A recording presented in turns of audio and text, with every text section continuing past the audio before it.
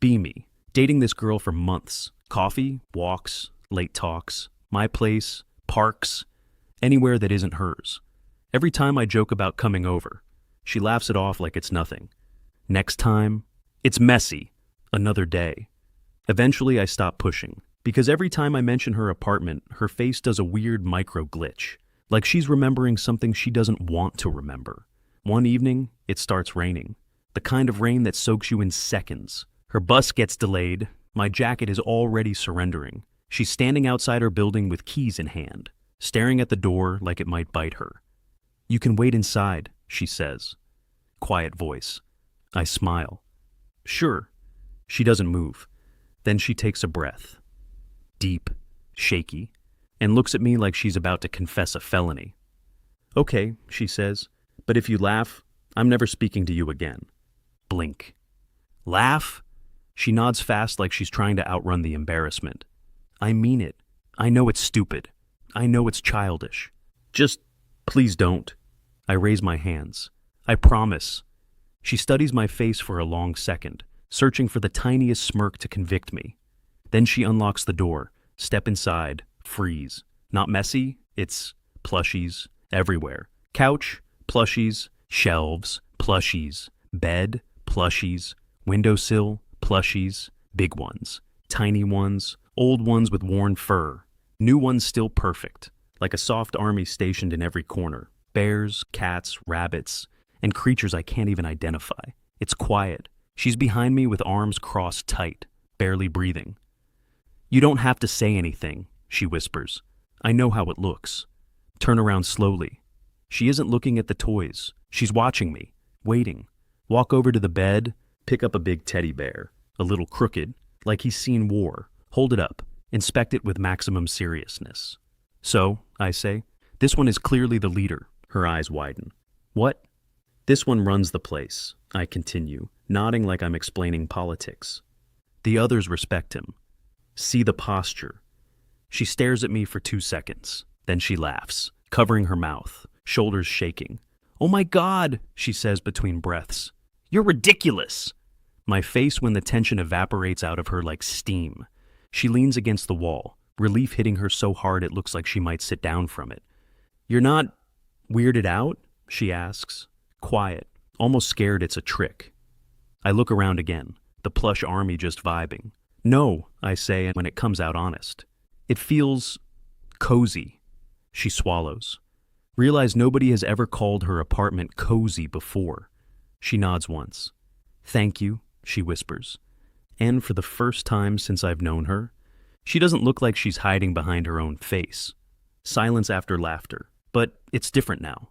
She moves around the apartment slowly, like she's suddenly aware of every footstep.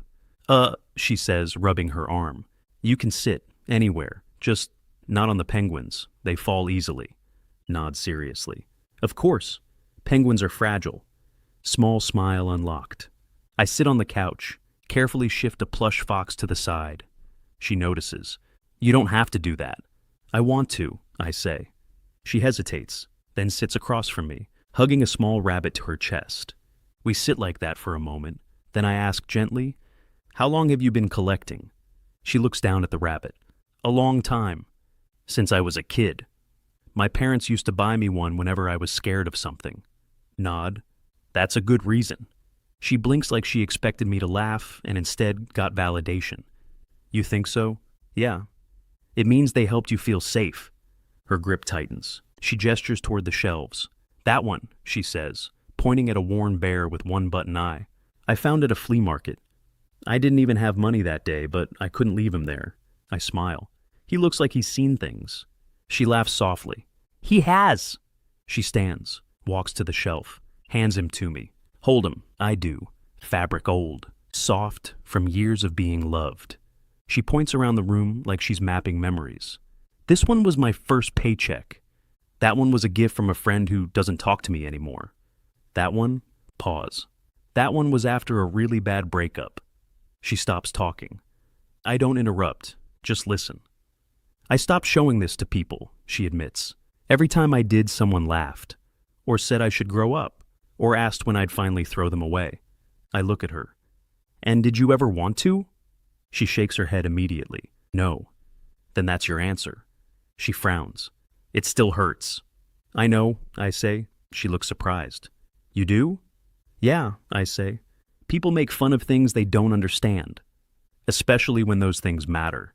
She stares at me for a long moment. Then she smiles. She sits closer this time, not touching, but closer than before. You're the first person who didn't treat this like a joke, she says. I shrug. It's not a joke to you. So why would it be one to me? She swallows. You make it feel less embarrassing. It was never embarrassing, I say. It was just private. Her eyes soften. She rests the rabbit on her lap, leans back against the couch, rain tapping on the window. And for the first time, her apartment feels lived in, not hidden. She doesn't dump the whole story at once. It comes in pieces. We're sitting on the floor now, backs against the couch, a pile of plush toys between us, like a soft wall. My ex hated them, she says suddenly, not angry, just tired.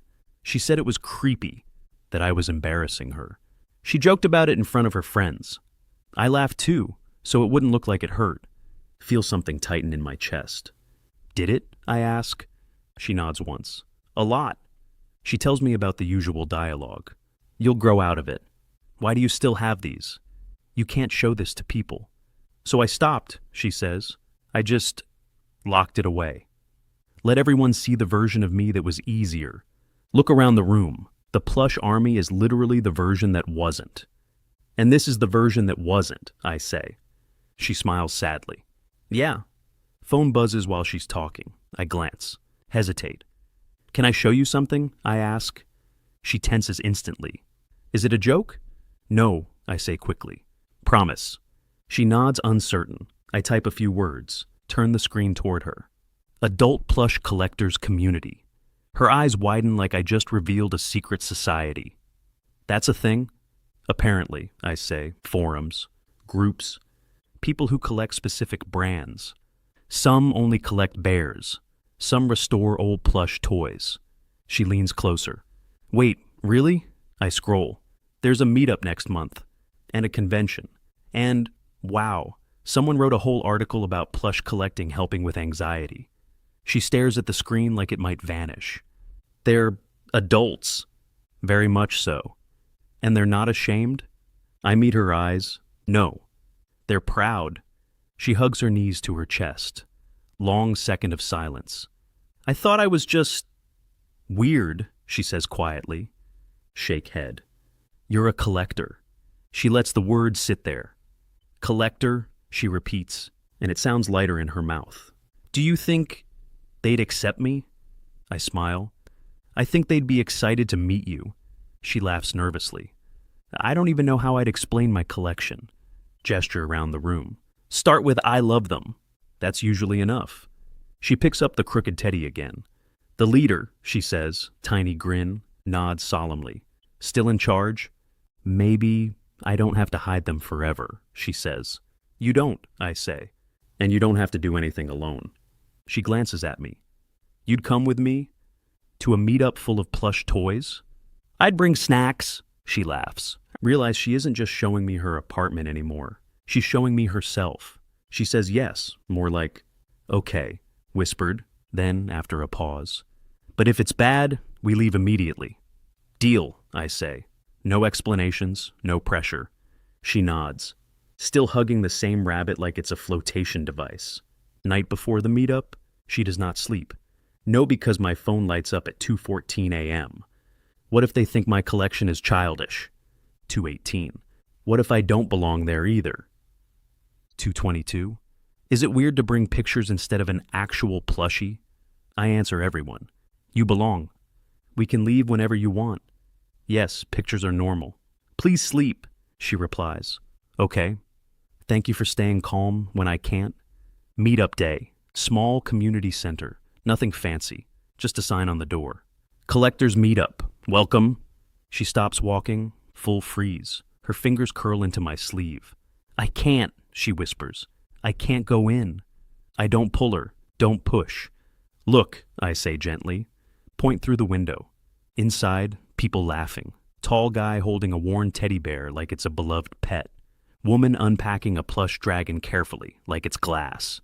Someone our age showing photos on their phone and glowing with excitement. No one looks embarrassed. No one looks like they're hiding. She stares, breathing slows. They look normal, she says. They are, I say. So are you. She takes one step forward, then another, then freezes again. I lean down and whisper, "You don't have to talk." "I'll be right here." She nods. We walk in together, immediately greeted by a woman with kind eyes. "Hi, is that your first time here?" She tenses so hard I can feel it in the air. "Yes," she manages. I collect plush toys." The woman's smile gets bigger. "All kinds?" She blinks. "Yes." "Me too," the woman says, genuinely happy. "Do you have a favorite?" Silence. I watch her brace for impact. Then she smiles. "The older ones," she says. "The ones that look loved." The woman nods. "Oh, those are the best ones." My face when her shoulders drop. Minutes turn into an hour. She talks. She listens. She shows pictures. People lean in, interested, ask questions. No laughter, no judgment, no grow-up NPC lines. At one point, she looks at me, eyes shining like she's seeing color for the first time. "I didn't know this was allowed," she whispers. I smile. It always was. Afterward outside, air feels lighter. She exhales deep. "I didn't panic," she says, almost surprised. "I mean, a little, but I didn't run." "You stayed," I say. She nods. I stayed. Then she looks up at me. "Thank you," she says, "for not letting me hide again." I shrug. "You were never meant to." She hesitates. Then she takes my hand. Something changes after that night, like she stops holding her breath. "Next time we're with friends for coffee," someone asks. "So, what are you into lately?" I watch her hesitate half a second, like she's choosing between hiding and living. Then she says it. "I collect plush toys." No apology, no joke to soften it, no, haha, I know it's dumb. Table goes quiet. She braces. Then someone goes, "Oh, that's actually kind of cute," another person adds. "My sister collects vintage dolls. It's a whole thing." Conversation moves on like this is normal, because it is. My face when her hands stop shaking. Back at her place later, she moves differently, more open. She rearranges a shelf while I sit on the floor, handing her plushies one by one like we're doing teamwork therapy. "This one still needs cleaning," she says. "And that one? I'm thinking of fixing the seam." I nod. "You're really good at this." She pauses. "Hey, you think so?" "I know so." She smiles. Later, we're lying on the floor, surrounded by soft shapes and quiet light. She stares at the ceiling. "You know what's weird?" she says. "What?" "I don't feel stupid anymore." Turn my head to look at her. "That's not weird," I say. "That's healthy." She laughs softly. "I used to think being myself meant being alone." She glances at me. Guess I was wrong. My chest does the thing. I don't answer right away. Just brush my fingers against hers. She doesn't pull away. She turns her head toward me. Close. Really close. "Anon," she says quietly. "Why are you so patient with me?" I swallow. "Because you're worth being patient for." She freezes, eyes searching my face. She whispers, "That scares me a little." "Why?" "Because people don't usually stay this long." I'm not planning to leave. She inhales slowly, then exhales, and leans her head against my shoulder, like she finally believes she can. Days later, she stands in her doorway longer than usual, keys in hand, breathing slow. "I invited someone over," she says. "Who?" She hesitates. "A girl from the meetup. Just coffee. Nothing big." It's big. We both know it's big. She cleans things that are already clean, straightens plushies that don't need straightening, moves the same bear 3 times. I sit on the couch and let her have her ritual. Then she stops and looks at me. "Will you stay?" she asks. "Not like in the room, just here." "I'm not going anywhere," I say. The knock comes exactly on time. She jumps anyway. I stand, but she shakes her head. "I've got it." She opens the door. Girl smiles warm. "Hi, wow, your place is adorable." No awkward pause, just genuine enthusiasm. I watch her face change in real time, like her brain doesn't know what to do with kindness. "How did you organize them?" the girl asks. "And are those handmade repairs?" She answers. I hang back in the kitchen to give space, but I can hear her laugh, hear her explain where she found certain plushies, hear her say, "This one took me months to restore. I like the older ones. They feel lived in." At one point, she glances toward the kitchen, catches my eye, smiles. After the girl leaves, she leans on the door and exhales. "I did it," she whispers. "You did," I say. She turns to me. "Can I show you something?" Opens her phone, an online post drafted, photo of her collection. Caption, "My plush collection." Took a long time to stop hiding this. Finger hovering over post like it's a self-destruct button. "What if someone's mean?" she asks. "Then they're wrong," I say. "And you won't be alone?" She presses post, closes her eyes immediately. Minutes pass, phone buzzes, once, twice, again. She opens it carefully, eyes widen. "They're nice." Comments rolling in. "So cozy. Amazing collection. I collect too. Thank you for sharing." She laughs softly. "I thought it would hurt." "Does it?" I ask. She shakes her head. "No. It feels like breathing. We're at a small local fair. Nothing special. Food stalls, handmade crafts, a couple collector tables. She's relaxed, pointing things out to me. Then she freezes. I feel it immediately. Her hand tightens around my sleeve. "That's him," she whispers. Follow her gaze. There he is, standing near a stall, laughing with friends. The ex, the one who joked, the one who rolled his eyes, the one who made her hide. Her breathing goes shallow. "He hasn't seen me yet," she murmurs. "We can leave."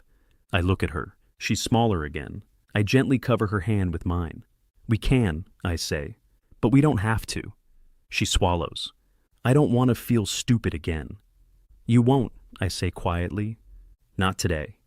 The ex turns, locks eyes with her. Recognition, then that familiar half smile. He starts walking toward us. My instinct says step in front, shield, before I do. She steps forward herself, my face when pride plus fear at the same time. "Well," the ex says, eyes flicking to me. "Didn't expect to see you here." She straightens her shoulders. "Hi," she says. The ex's eyes drift to a plush bear on a nearby table. Smirk activates. "Still into that stuff?" The words hang. I watch her hands. They don't shake. "No," she says calmly. The ex blinks. "No?" She smiles. "I'm into what makes me happy," she says. "And I don't hide it anymore." Silence. The ex scoffs. "Wow, you found someone who tolerates it?" I step closer. "I don't tolerate it," I say evenly. "I admire it." The ex stares at me, then back at her. For the first time. He doesn't laugh. He rolls his eyes and turns away. "Whatever. We don't watch his leave. Don't need to." She exhales slowly.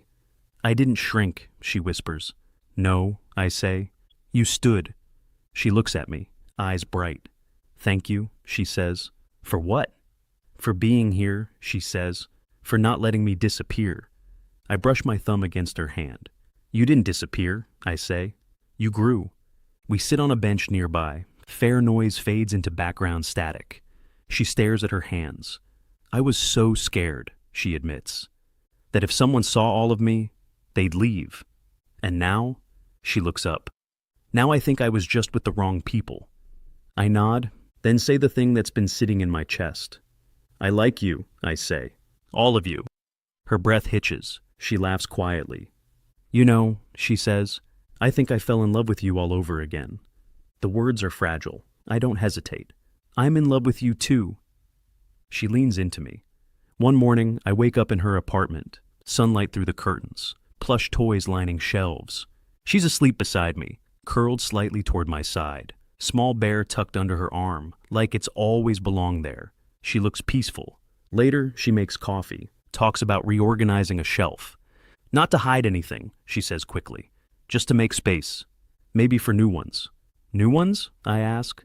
She smiles over her mug. "Yeah," she says. "I don't want to stop collecting. I just don't want it to be the only thing that lives here." She looks around. "This place feels different now." "How?" "Like I don't have to protect it," she says. "Or myself." She starts inviting people over, slowly, on her terms. Friends from the meetup, a coworker, then another. "This is my collection." People nod, Ask questions, smile. Every time she glances at me, checking, every time I nod back. One evening we're lying on the floor, surrounded by soft shapes, her head on my chest, tracing small circles on my arm. I used to think love meant tolerating me, she says, or ignoring parts of me. I stay quiet. I don't think that anymore. I kiss the top of her head. What do you think now? She smiles, eyes closed. I think love is when I don't feel like hiding. And you still stay. My chest tightens. You were never something to hide, I say. You were just waiting to be seen. Later, she pauses in the doorway, looks back at the room, shelves, bed, soft shapes everywhere. Then she looks at me. This is the first time, she says. My apartment feels like home. I step behind her, wrap my arms around her. Good, I say quietly, because I'm not going anywhere. She leans back into me, and for the first time in her life, she doesn't feel strange. She feels whole.